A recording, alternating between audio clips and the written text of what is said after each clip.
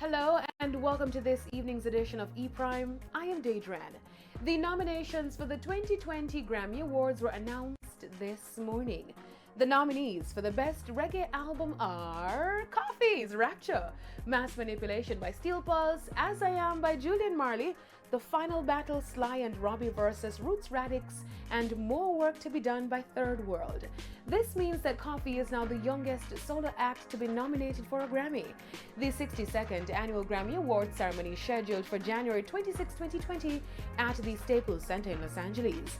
The awards recognize the best recordings, compositions, and artists of the eligibility year running from October 1, 2018 to August 31 in 2019.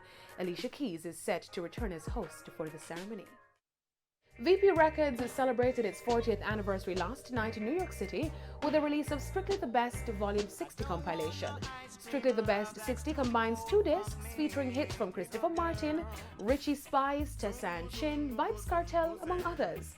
Last night's live broadcast was in partnership with RETV and featured performances by Chris Martin, Dovey Magnum, Romain Virgo, D Major, Red Fox, Beres Hammond, and Jan 9. Yes, and I tell you that it could get shot again. Fire for the wicked, fire for the heathen. Well, those the can't sweep it broom, and they are like the trees they can't bloom. They say shan't show.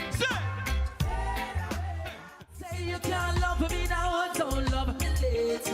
VP Records also released a box set dubbed Down in Jamaica 40 Years of VP Records, consisting of over 100 tracks. The set tells the story of the company's journey from Kingston, Jamaica to Queens, New York City, where it became the world's largest independent reggae record label. That's it for this evening's edition of E-Prime. I'm Daedran. Thank you for watching.